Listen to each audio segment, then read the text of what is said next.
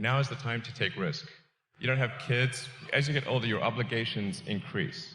And once you have a family, you start taking risk not just for yourself, but for your family as well. It gets much harder to do things that might not work out. So now is the time to do that before you have those obligations. So I would encourage you to take risks now. Do something bold. You won't regret it.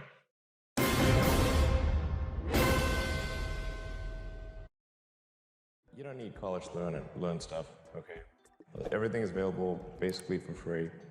You can learn anything you want for free. It is not a question of learning. There is a value that colleges have, which is like, seeing whether can somebody work hard at something, including a bunch of sort of annoying homework assignments, and still do their homework assignments and kind of soldier through and get it done. That's like the main value of college. And then also, if you probably want to hang around with a bunch of people your own age for a while instead of going right into the workforce. So I think colleges are basically for fun and to prove you can do your chores, but they're not for learning.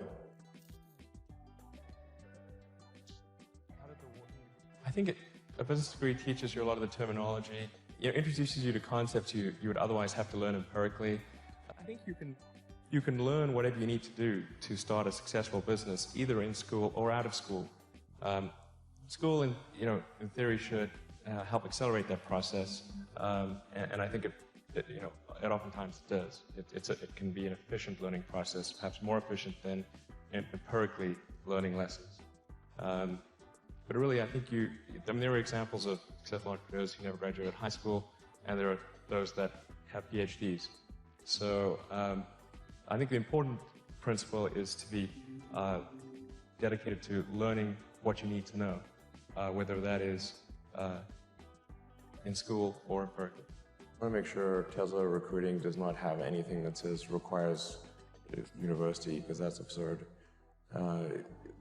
But there is a requirement of evidence of exceptional ability.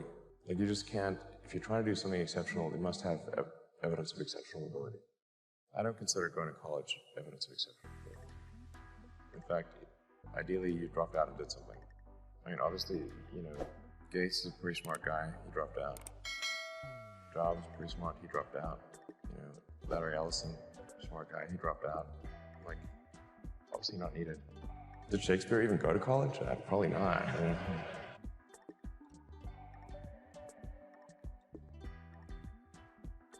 Well, I think first of all I should say that I do not expect to be involved in all these things. Whatever this thing is that you're trying to create, what would be the utility delta compared to the current state of the art times how many people it would affect? So that's why I think having something that makes a big difference but affects a sort of small to moderate number of people is great, as is something that makes even a small difference but affects a vast number of people. If somebody is doing something that is useful to the rest of society, I think that's a good thing. Like, it doesn't have to change the world. Like, if you're doing something that has high value to people, and frankly, even if it's like just a little game, or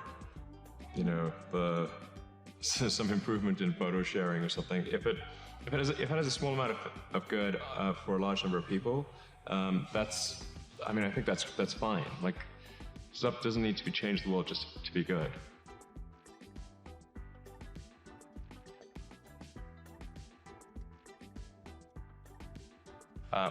Certainly I'd invite you to apply for a job at SolarCity or Tesla or SpaceX. If that doesn't work for whatever reason, then I guess apply to jobs at other companies in that arena, or try starting a company. Although I have to say that in the space business is quite hard to start a company in the space business because it's such a capital-intensive business. So it may be better to do something in solar power, or if you're going to do it in cars, do it as kind of a component supplier for cars.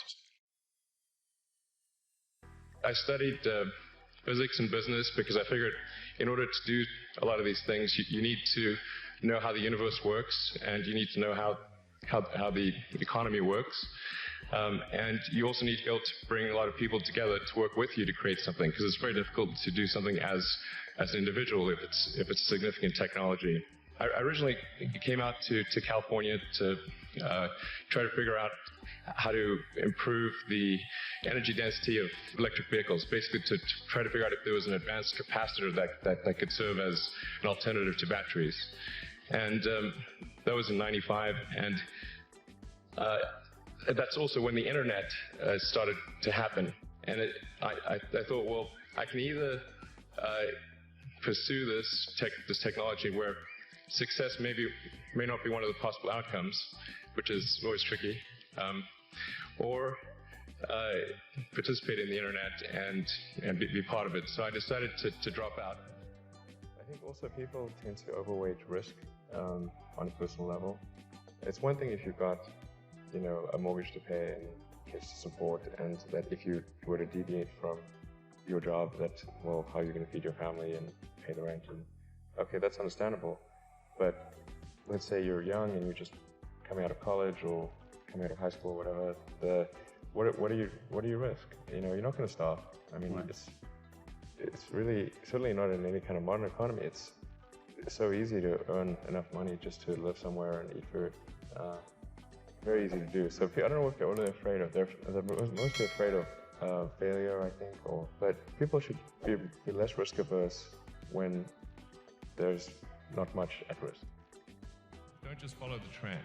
So you may have heard me say that it's good to think in terms of the physics approach or first principles, which is, rather than reasoning by analogy, you boil things down to the most fundamental truths you can imagine, and you reason up from there.